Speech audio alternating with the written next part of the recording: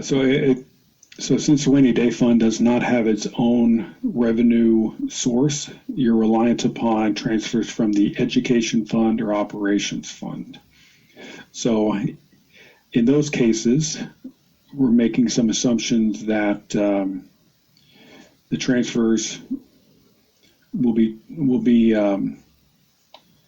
done on an annual basis. So based upon these metrics, so for example, if your education fund has a better year than what we're projecting, let's say in 2022, because we're getting more dollars per pupil than what we're estimating, or medical costs don't come in as high, I think you look at that from an annual basis standpoint, and as long as you have some type of target for what you want to maintain cash balance wise, that if you have certain orders in place where if you have better years of what you're projecting, you can transfer more. But with the uncertainty right now of COVID over the next year or two and what the state of Indiana could do, I would be hesitant to say, yeah, let's go ahead and make the assumption we'll transfer more.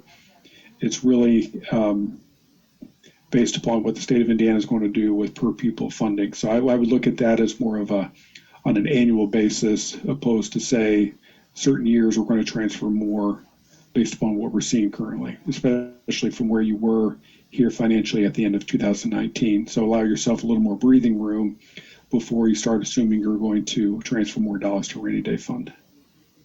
So if we do have a 30% balance, Yep. in 2024, $3 million, which is almost a third of the operation.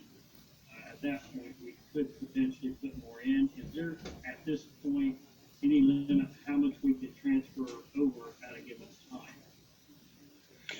Yeah, so I think the law states, and Eric, welcome your thoughts here as well, but I believe you can transfer up to 10% of your total annual budget. So you look at your total appropriation for your budgeted funds and can transfer up to 10% of that amount. So we could do $1 million at that time, roughly 10 million operating up there. So, okay. I'm sorry, I didn't catch that last part. I said with us having a $10 million budget, roughly, 10% be up to $1 million we could do if we felt we were in an okay position. Yeah, so just to clarify, it wouldn't just be 10% of your education fund, it would be 10% of all funds that you could transfer. Eric, are you I'm going and talk. I'm talking, but welcome your thoughts there. I agree with that.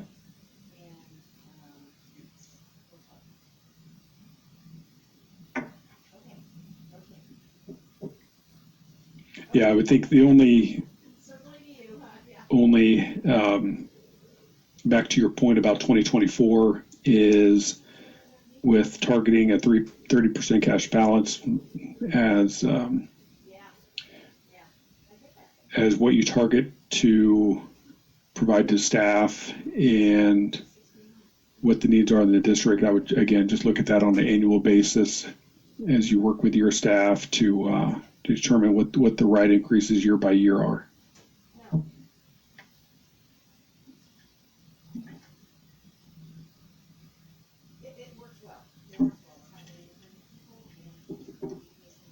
Think everybody's good for right now, or Rob? Okay. Thank you. All right, I'm gonna switch my presentations here really quickly.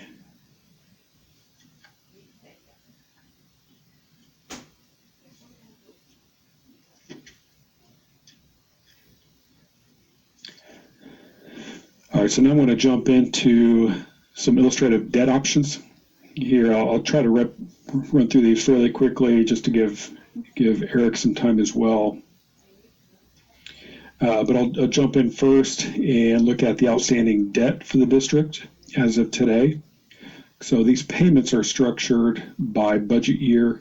So we're currently in the midst of budget year 2021. So we currently have these 7 bonds that are outstanding. And you can see that our peak was in 2020, but now we have a slight level off in 2021. But the main reason for discussion tonight is in 2022 and beyond, you can see that there is a substantial decrease beginning in budget year 2023 that we can fill in without increasing to taxpayers. So the same information is shared with the raw numbers. And I said 7 bonds, but I mistaken, only 5 bonds are outstanding. So our 2021 total annual debt service payments is about 1.7 million. There's a slight drop in 2022, but then in 2023 and beyond, you can see drop to 1.3 million, then another drop in budget year 2028. Now, the most recent bonds we issued, everybody has already heard about the taxable GO bonds of 2020. We did refund the 2008 A bonds and refunded those to become the 2020 A bonds. So we were able to save over $1 million with, over $300,000 in savings. And that was over 8% net present value savings. So strong savings from what we just issued back in October for the 2020 A bonds. So the 2 illustrations that I will review tonight are 2 illustrations, and when I say illustrations, there's 2 options which we could look at it in a number of different ways, but for reference perspective is if this team had a comfort in issuing bonds and paying these back over 10 years, we could borrow an estimated $4.65 million. If we wanted to issue bonds and keep it within the state of Indiana maximum repayment of 20 years, then we can issue $14.8 million approximately. And for illustrative purposes, you can see this bolded line. So when we issue $4.65 million, that doesn't mean we have $4.65 million of construction proceeds available. Rather, we have to pay those pesky banker fees and cost of issuance for attorney fees, financial advisor fees, rating fees, title fees, etc. So in scenario 1, illustratively, we would have $4.44 million approximately, $4 for projects. In scenario 2, we would have an estimated $14.2 million of project proceeds. Then I want to highlight quickly before I jump to the additional detail is in both these scenarios, we would not surpass our existing annual debt payments, so there would be no increase into the debt service fund felt to taxpayers. In this chart for scenario 1, which is the 10-year repayment, the light green represents the outstanding debt that you've already seen. In this scenario, we'd issue bonds at the end of 2021, so we can issue these as early as December of 2021 and have slight repayment in 2022, but fill then the debt through 2030 and have about $4.44 million available for construction proceeds. Then we would have capacity again in 2030 and beyond. And this assumes current rates plus 100 basis points or 1%. Not certain what is going to happen with interest rates. I would love to have a crystal ball and tell you exactly what's going to happen. However, rates are darn near the lowest they've ever been. And there might be a slight increase in yields because if there's another $1.9 trillion of stimulus added, could result in some inflation, but we're still at darn near historic lows for issuers like Delphi. So again, scenario 1, illustratively, have $4.44 million available for construction. And you can see the same breakdown. First column represents outstanding debt as of today, And second column is how we'd fit in the principal and interest repayment via lease rental payments to keep our total annual payments around that $1.76 million. Scenario 2, green is the outstanding debt that you've already seen. Assuming here, again, we issue bonds in December of 2021, we can fit in a slight repayment in 2022. In this scenario, we assume a little bit of capitalized interest, which we can get into at a later date. But then if we wanted to structure these over a 20-year repayment, again, you can see how we can keep these payments level through 2040 illustratively and have approximately $14.6 million available for project proceeds. And same breakdown of outstanding debt, $14.8 million of repayment, and keeping our total annual payments around that $1.76 million, so we're not surpassing what taxpayers are currently paying. And this may seem obvious to some, but I think it bears repeating that in either scenario, you're talking about closing on a bond issue in year 2022. So you actually get the money to start your projects, whatever those priorities are, and then the repayment starts the ensuing year. Yep. So you're talking about being able to work on projects in calendar year 2022. Yep. Thank you, Eric. Very good point. So I know Eric can get into a little more detail here shortly about difference between first mortgage bonds and general obligation bonds, the two types of securities that could be issued by school corporations. But just for reference, as you heard us talk about the taxable GO bonds that were issued at the end of 2020, and you can see what in the state of Indiana, our constitutional general obligation capacity is about $592,000 right now. But as we pay off existing general obligation bonds, you can see that we'll have our full capacity of about $3.26 million, assuming net assessed value growth in 2028, January of 2028. Could you repeat that, Brock? So as of today, the general obligation capacity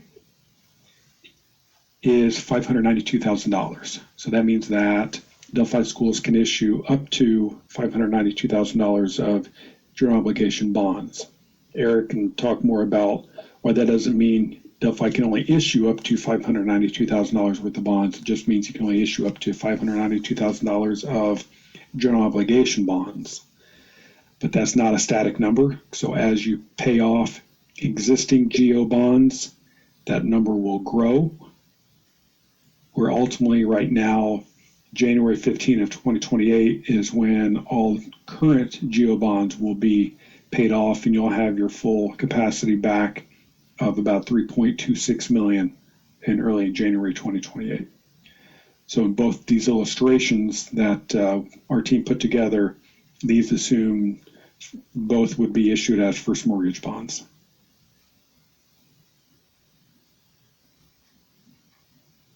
GO bonds, and again, Eric can talk a little bit more about the characteristics, but from a financial standpoint, GO bonds are typically less expensive to issue. So that's typically our first target, is because they're less costly, but because of having a capacity, you generally want to keep a short repayment on these. So that's another factor of why we're assuming first mortgage bonds, because we don't want to tie up your capacity for 10 to 20 years. Rather, we'd issue these as first mortgage bonds in both these illustrations.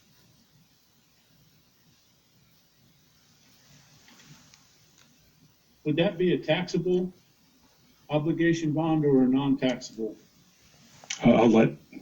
I've talked enough. I'll let Eric jump in. No, most likely that would be a tax-exempt bond. If you're talking about forthcoming projects that you envision down the line for Delphi, that most likely would be issued on a tax-exempt basis. Thank you. Yep. And that's part of the reason why it really helps us keep interest rates down, to help keep those interest costs down to the community.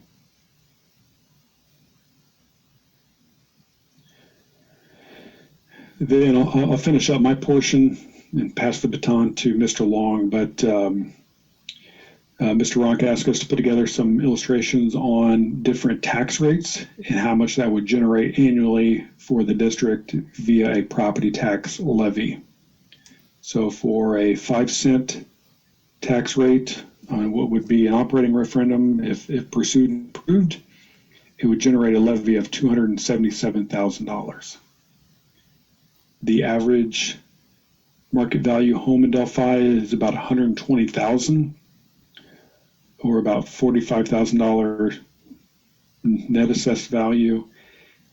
And that nickel tax rate would cost the average taxpayer about $2 per month. Then you can see, and I won't walk through as much detail unless you'd like for me to, what a 10-cent tax rate would be, a 15-cent tax rate, and a 20-cent tax rate. And you can see to the average taxpayer what that means to them on a monthly basis. Then on ag land, the assessed value per base rate is $1,290. So a nickel tax rate would be 5 cents per acre per month.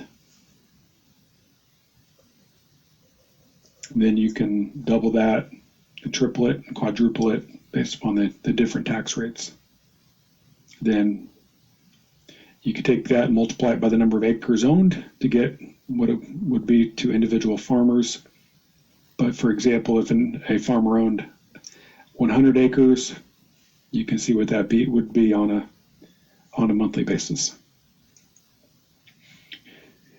Then for my portion, for each $100,000 of commercial or rental property, what that cost would be for that 5 cent, 10 cent, 15 cent, and 20 cent tax rate impact on an illustrative operating referendum. And a quick reminder that for operating referendum, you heard me mention that tax increment finance. So the tax rate, or excuse me, the taxable property value for an operating referendum is higher than your operations and your debt service fund, because the school district would now have access to tax that TIF district, and for each penny, or in this case a nickel, that's taxed, you'd be able to generate revenue from that TIF district to support the district's operating referendum. Is that figured into your numbers there on the annual revenue? It is, yes, sir. Yep, and that's why I wanted to point out why this number is higher than the prior slides for the net assessed value that you've seen. So there's about $76 million in that tip. Yes, sir. Yep. What we able to tax to.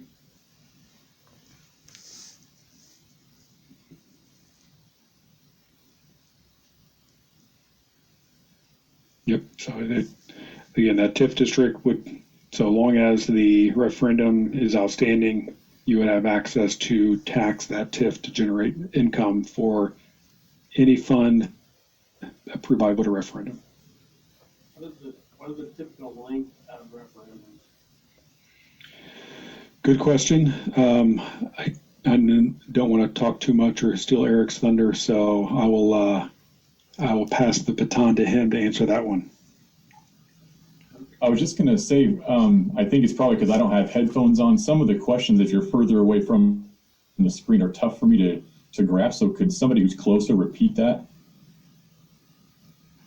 Eric, you want to know how long the typical referendum is allowable in the state of Indiana? On an operating referendum, the max right now is 8 years.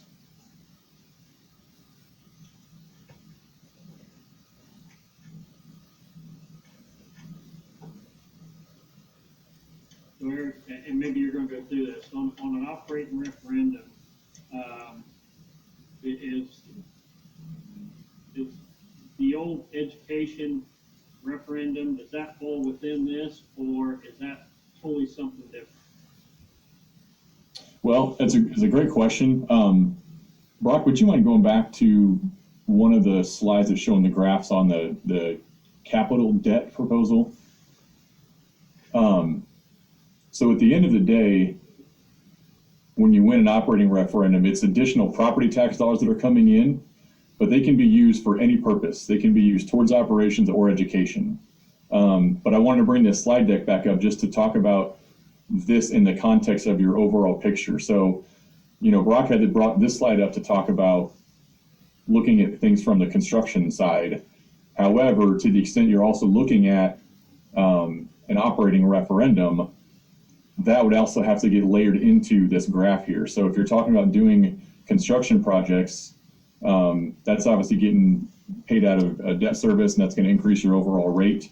Because operating referendum money comes from property tax dollars as well, that's going to increase your overall rate. Just want you guys to be aware of that and thinking about that in the context of both of these topics. So like you were shown before, if a 10-year on a 4.4 million, if half that we thought need to be for education type, then or operation, I should say, then that only leaves us 2 million for construction. If I'm hearing you right, up to the first 8 years, is that right? I mean, something like it's coming out of that capacity that you're showing there. It's embedded within that we have to operate.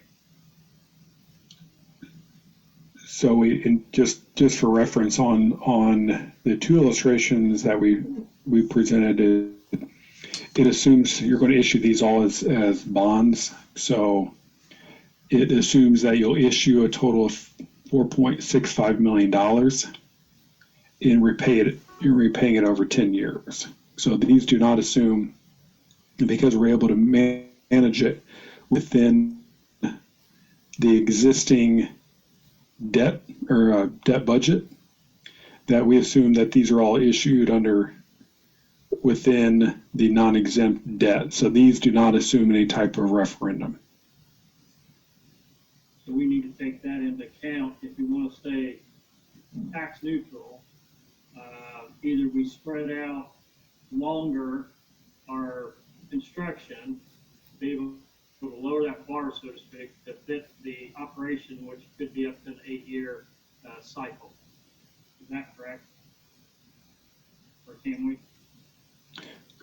Yeah, so what I think I heard you say is if you wanted to consider minimizing the impact of the operating referendum is decreasing the borrowing amount, Or spread it out. or what you're repaying on an annual basis. Or perhaps even spreading it out over a greater amount of time. So it sounds like Right. Yep. looking more like the $4.6 million issuance, but having it repaid Like further out 13 years. compress down those Yep. blue sections of that bar graph. Yeah. Yeah. Yeah, that's certainly an option. These are, again, just two illustrations. And I think what Eric will say is maximum can be 20 years. But yeah, we can certainly build a scenario if you wanted to look at a 12 or 13-year repayment. Yeah, so on the construction side, the maximum term for a construction borrowing is 20 years, correct? And then going back to the operations side, if you run an operations referendum, the maximum is 8 years.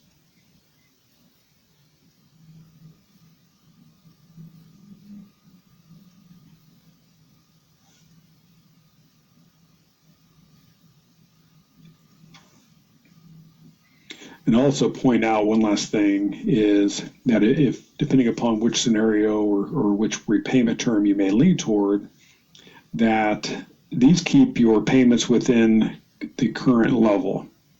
There could be opportunities in the future that if net assessed value continues to trend up, we could look at some type of rolling GO or maybe issued bonds every 4 or 5 years to help with some maintenance around the district.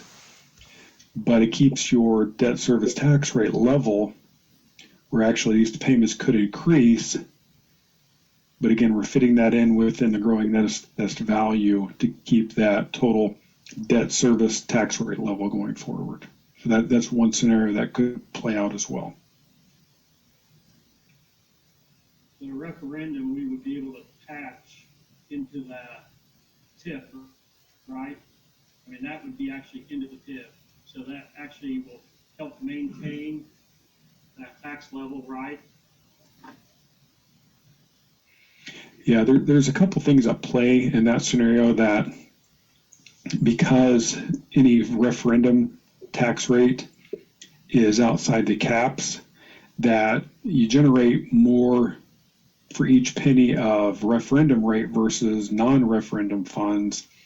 However, that if you trade off a penny of what is considered non-exempt tax rate, so if you, for example, let your debt service drop and you filled in a increment amount for operating referendum, it's going to impact certain taxpayers differently, because if they are hitting the tax caps now at a certain tax rate and you decrease the non-exempt debt, but you excuse me, now have an exempt tax rate via a operating or capital referendum, that could increase their tax rate more than what they're paying now, because that portion of the tax rate, let's just say a nickel for conversational purposes. So if you decreased your debt service by a nickel, then have a nickel operating referendum,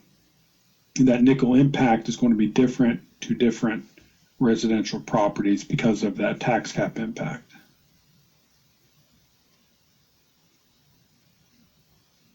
We'd have to look at the scenario where at what value homeowners begin to hit the tax caps, so that they knew that if you decided to pursue an operating or capital referendum, they knew at what value they are impacted differently. So we can put that or add that as part of the analysis if this team decides to pursue a capital and or operating referendum.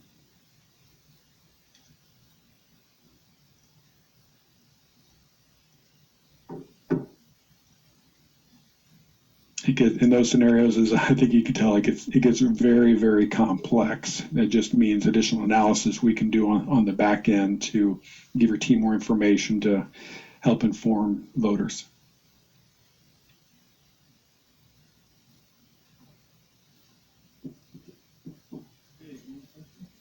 What else you got for us? Now I'm going to stop my share and let Mr. Long present. You want to make him host for us? Sure. I will gladly accept the baton.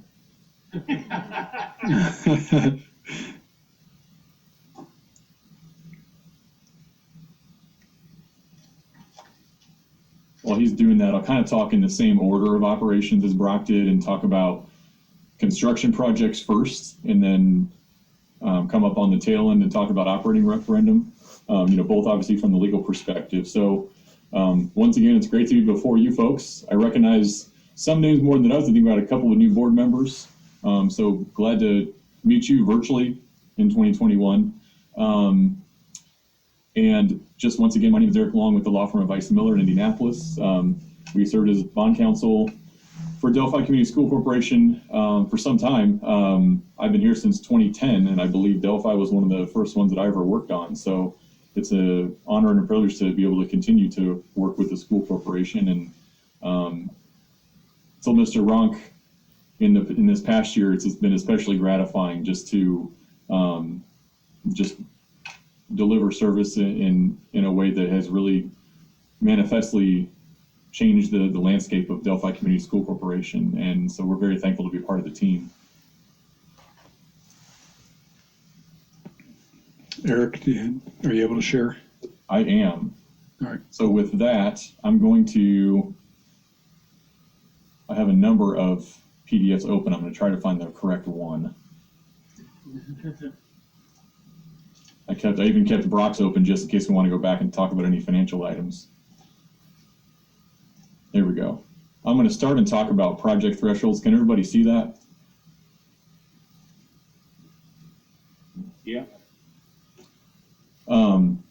So when we talk about financing construction projects in the state of Indiana, we talk about taxpayer process.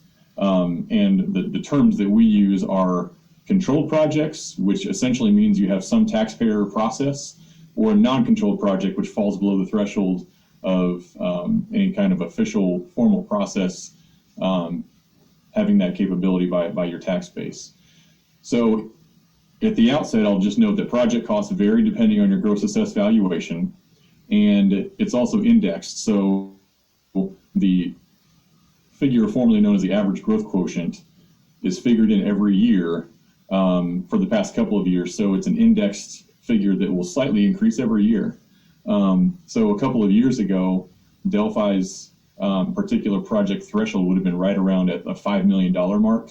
So just over the course of a couple of years, you see on this slide that's increased by almost $500,000 what the project threshold is.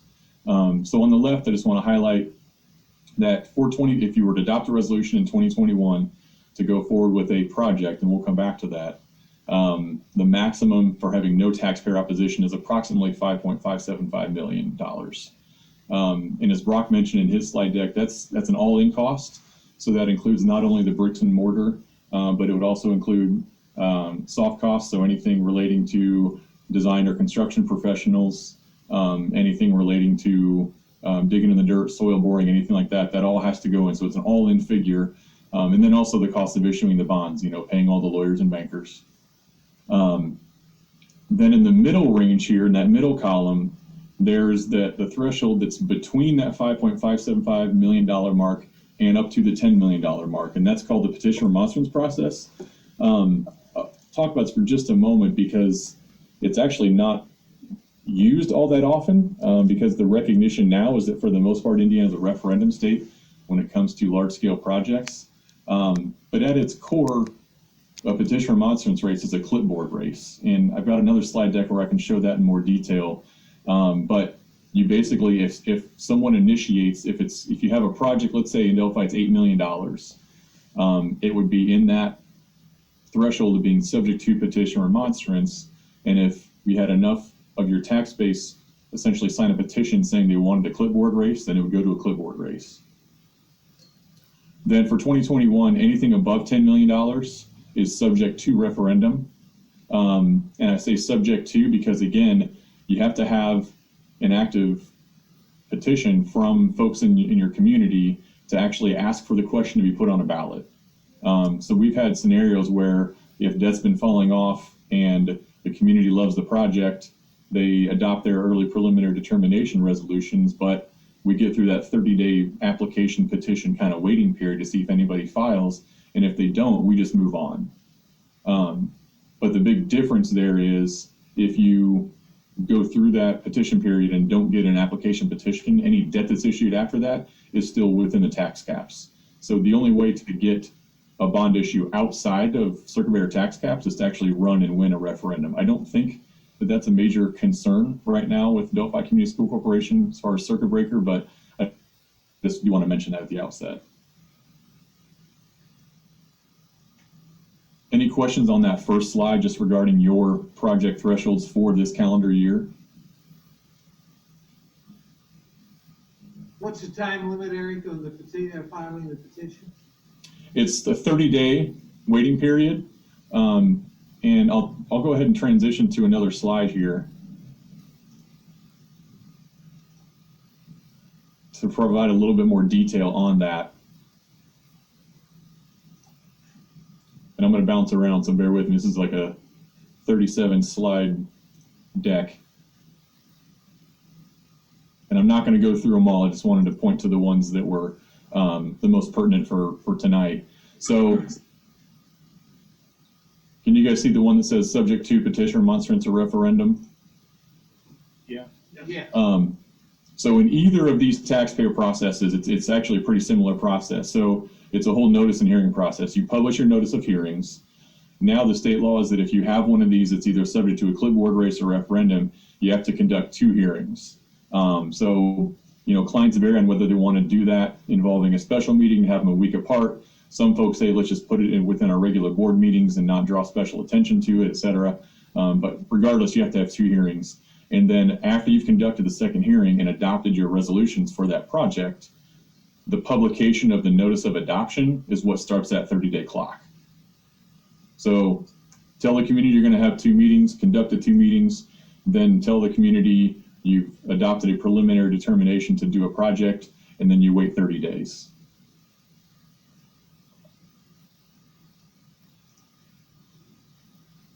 So then here's kind of more of a word version on the process if you're in a clipboard race. So you have that 30-day period, skipping down to bullet point number 4. If you get 5% or 500 of your voters or taxpayers who sign an official petition from the county and return that within 30 days saying they want to have a clipboard race, and that's what you got to do to be able to move forward with the project. So the last step is you publish your notice of applicability, and you basically tell your community, here's when our clipboard race is going to start. Literally, you go back to the courthouse and you can pick up petitions in favor of the project that are yellow in color, or petitions against the project, which are blue in color. So then you have 30 days to go out and get signatures, and whoever gets the most valid signatures wins. So, Eric, it's up to both sides on that, right? Both sides need to be involved. That's correct, yeah, and that's a good point to actually talk a little bit more about, because it's more of an open process. It's different from a referendum, because in a referendum you're going to the ballot, pulling the curtain behind you, and no one gets to see how you vote. But the petition remonstrance process is just open clipboards, and as they get submitted back to the county courthouse, those are public records, so people can see how people voted either for or against. And frankly, in the rare times that we've seen this actually happen where we have a clipboard race, there are people who will sign both ways, not necessarily knowing the effect of what they were doing, but they may sign and cancel themselves out if they sign both ways. Because if you have somebody come knock on your door on a Saturday afternoon and say, are you for the school corporation? And they say yes, okay, go ahead and sign this yellow paper. Then a week later, somebody comes to your door and says, hey, do you want your taxes raised? And they say no. Okay, go ahead and sign this paper. Well, now they just effectively canceled out their vote. So it's an open process, and it can be confusing at times for some folks.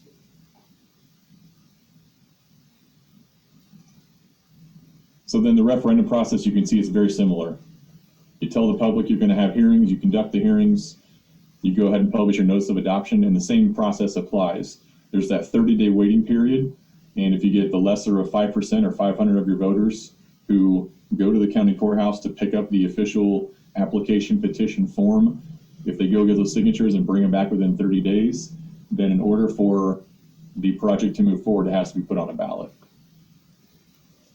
And significantly here, the stakes are a little bit higher, because if the school corporation is unsuccessful on a referendum ballot, that particular project, the way that was defined and described, is defeated for 2 years. So for example, if you said we want to do a $20 million project at the high school, and you list out the things you want to do, and that is defeated at a ballot, that particular project must go on hold for 2 years. Been there, done that.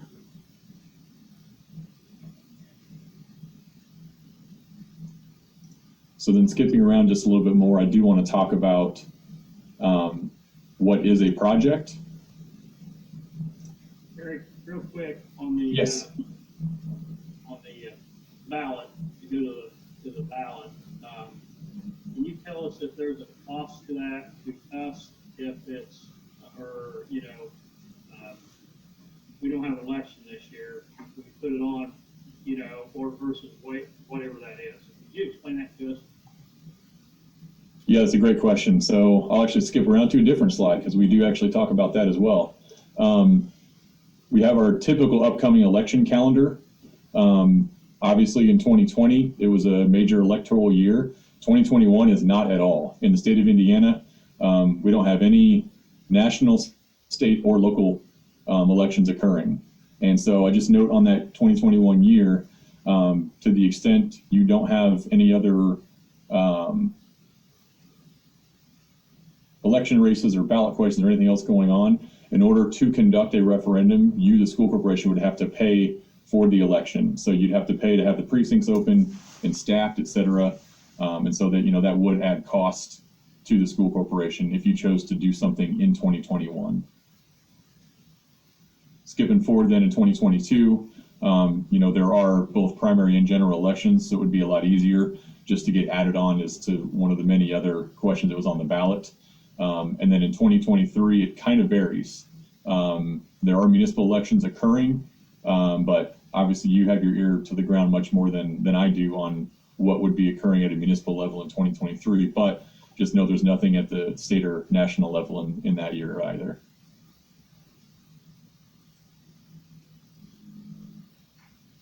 And I also just want to opine too that every year, and Brock knows this, this is the time of year when the General Assembly is making revisions to our laws, and every year it's at least proposed to change the ability to bring public questions as a school corporation.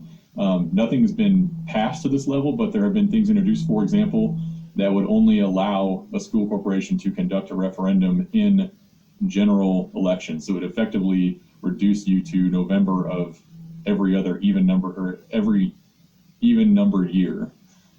That's not the way it currently sits, but we always keep our eye on the General Assembly this time of year to see how that's going to change. So just know generally that that's out there, that your ability to bring a question might be restricted in the future based upon General Assembly action.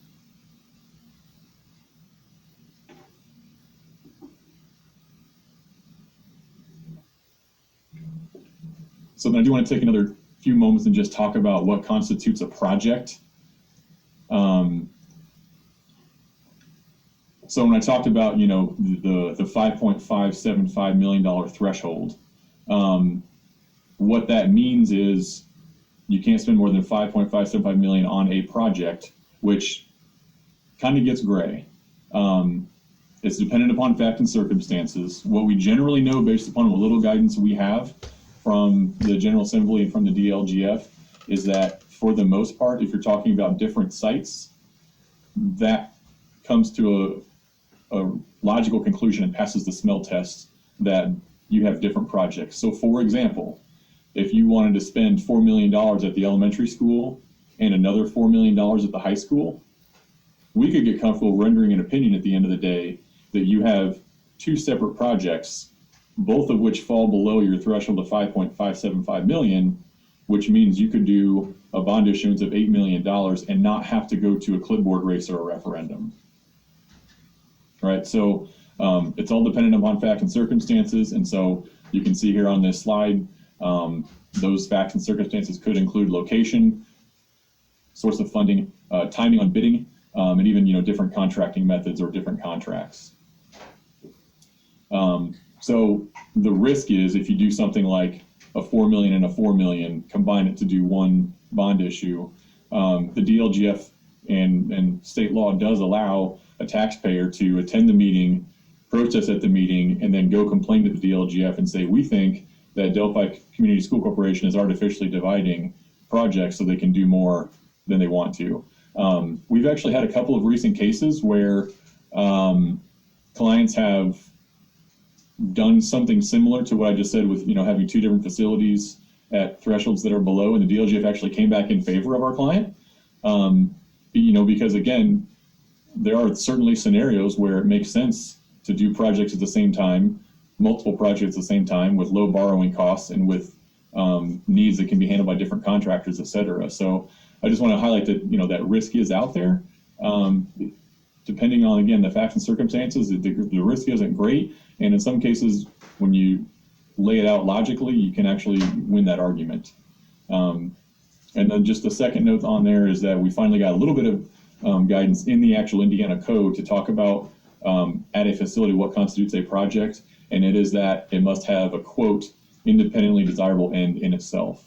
So for example, you couldn't do half of the HVAC at the high school in year one and call that a project, and then come back in year two and do the other half of the HVAC where you had just kind of left it hanging.